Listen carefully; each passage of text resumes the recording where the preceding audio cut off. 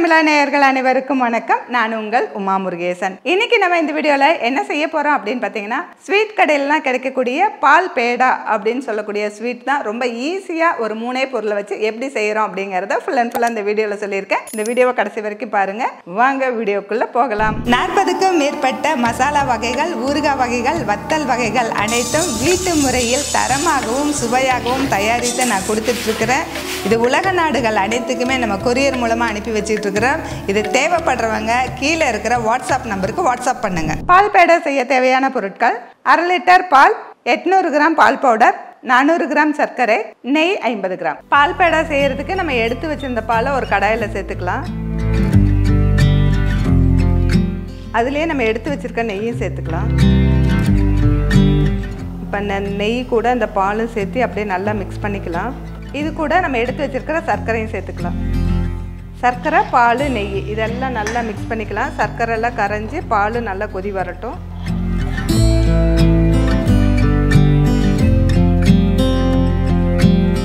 இப்போ பால், சர்க்கரை, நெய் மூணுமே மிக்ஸ் பண்ணியாச்சு. அது கூட பார்த்தீங்கன்னா அடுப்பு சிம்மில் வச்சுட்டு நம்ம எடுத்து வச்சுருக்கிற பால் பவுடர் சேர்த்து கட்டி இல்லாமல் இந்த மாதிரி விஸ்க் வச்சு கரைச்சிக்கலாம். கொஞ்சம் கொஞ்சமாக சேர்த்தணும், மொத்தமாக சேர்த்திடக்கூடாது.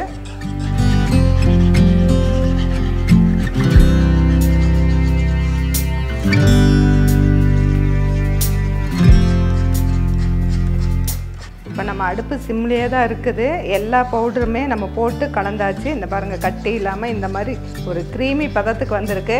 இன்னும் நல்லா கொஞ்சம் திக்காகணும். அது வரைக்கும் அடுப்பு வந்து ரொம்ப ஹையில் வைக்காமல் நம்ம லோ ஃப்ளேமில் வச்சு நம்ம கலரிட்டு இருக்கலாம்.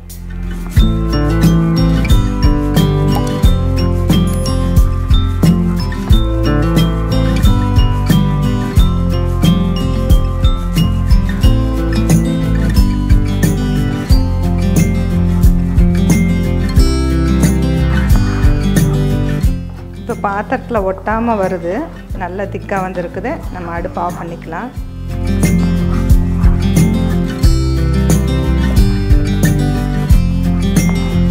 இப்போ பால் பவுட்ரு, பால், சர்க்கரை, நெய் எல்லாம் மிக்ஸ் பண்ணி நல்லா வந்து வெந்து இப்போ பாருங்கள் நல்லா வந்து திக்காய் வந்திருக்குது.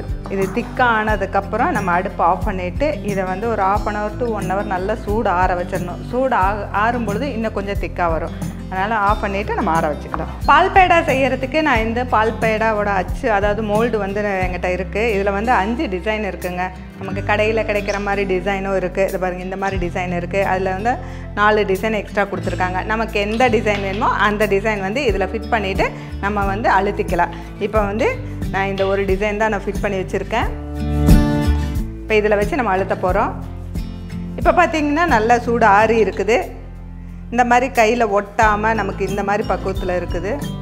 பால் பேடா செஞ்சு கிட்டத்தட்ட 1 மணி நேரம் 1.5 மணி நேரம் வச்சுருந்தா தான் நல்லா சூடாகும். நம்ம வந்து இப்போ சீக்கிரமாக எடுத்திருக்கோம். இந்த அளவுக்கு ஆறி வந்திருக்கு.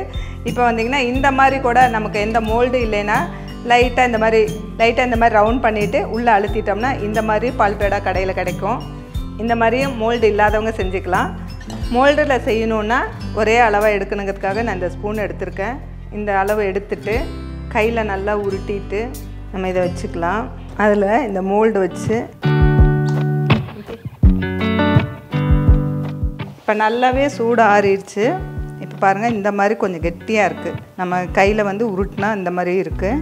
கொஞ்சம் சூடு ஆறாமல் இருந்தால் அந்த மோல்டில் போட்டால் வந்து நமக்கு வரமாட்டேங்குது. அதனால் நல்லா சூடு ஆற வச்சு இந்த மாதிரி உருண்டை பிடிச்சி நம்ம வச்சுக்கலாம். இந்த மாதிரி எல்லா பால்கோவாவும் இந்த மாதிரி அச்சில் வச்சு நம்ம டிசைன் பண்ணி எடுத்துக்கலாம்.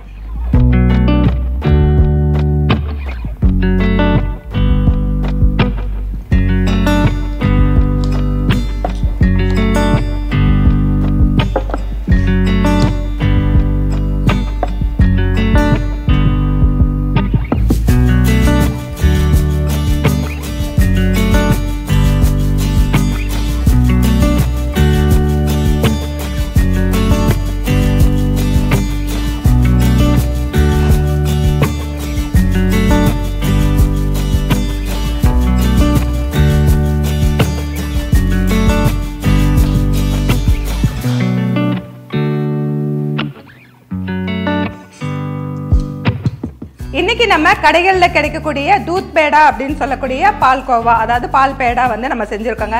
ரொம்ப ஈஸியாக செஞ்சுக்க முடியும். எனக்கு எந்த பலகாரமே செய்ய தெரியாது அப்படின்னு நினைக்கிறவங்க கூட இதை வந்து ரொம்ப சிம்பிளாக 3 இன்க்ரீடியன்ஸை வச்சு ரொம்ப ஈஸியாக நம்ம செஞ்சுக்க முடியுங்க. அது எப்படி செய்யறது அப்படிங்கிறத ஃபுல்லாக இந்த வீடியோவில் சொல்லியிருந்தேன். வீடியோ உங்களுக்கு பிடிச்சிருந்ததுன்னா லைக் பண்ணுங்கள், ஷேர் பண்ணுங்கள். வீடியோ பற்றின கருத்துக்களை கமெண்ட் செக்ஷனில் கமெண்ட் பண்ணுங்கள். ஃபுட்டி தமிழா சேனலுக்கு சப்ஸ்கிரைப் பண்ணலைன்னா சப்ஸ்கிரைப் பண்ணிக்கோங்க. மீண்டும் அடுத்த வீடியோவில் சந்திக்கலாம்.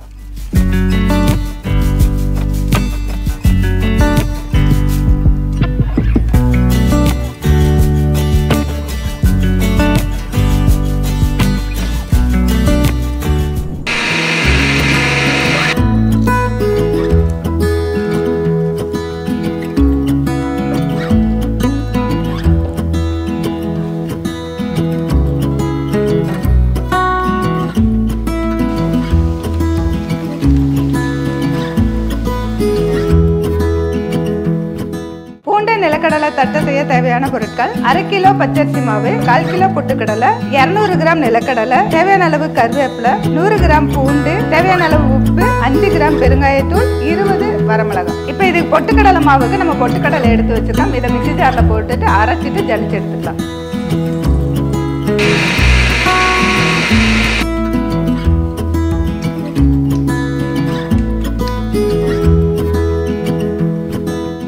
அடுத்தது எடுத்து வச்சிருக்கிற வரமிளகாயை அரைச்சிக்கலாம்.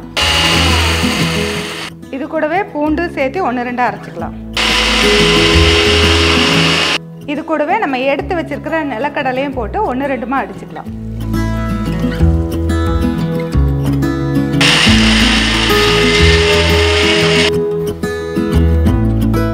அதுக்கு எடுத்து வச்சிருக்கிற பச்சரிசி மாவை ஒரு பவுலில் சேர்த்துக்கலாம். அது கூட பொட்டுக்கடலை மாவு சேர்த்துக்கலாம். நம்ம அரைச்சிருக்கிற நிலக்கடலை, வரமிளகாய், பூண்டு சேர்த்துக்கலாம். இது கூட பெருங்காயத்தூள் சேர்த்துக்கலாம். தேவையான அளவு உப்பு சேர்த்துக்கலாம்.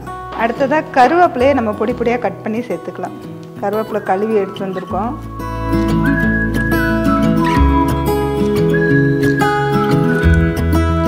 இப்போ எல்லாமே சேர்த்தியாச்சு, நல்லா பசஞ்சிக்கலாம். இப்போ எல்லாம் சேர்த்து நல்லா பசஞ்சாச்சு. இப்போ நம்ம கொஞ்சம் கொஞ்சமாக தண்ணி சேர்த்து முறுக்கு மாவு பார்த்துக்கு பிசைஞ்சிக்கலாம்.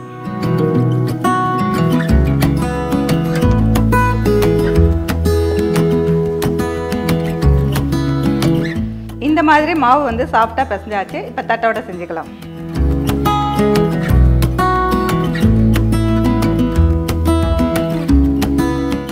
இந்த மாதிரி சின்ன சின்ன உருண்டைகளாக உருட்டி நம்ம கொஞ்சம் கேப் விட்டு விட்டு வச்சுக்கலாம்.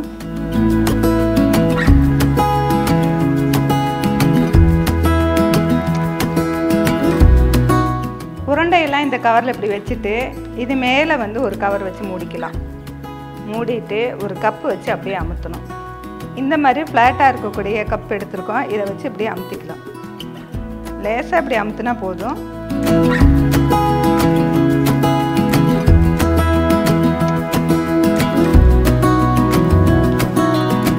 இந்த பேப்பரை எடுத்துட்டு கொஞ்சம் ஓரங்களில் மொத்தமாக இருந்ததுன்னா இந்த கை வச்சு லேசாக அப்படி அமுத்தினோம்னா ஓரங்கள்லேயும் லேசாகிக்கும்.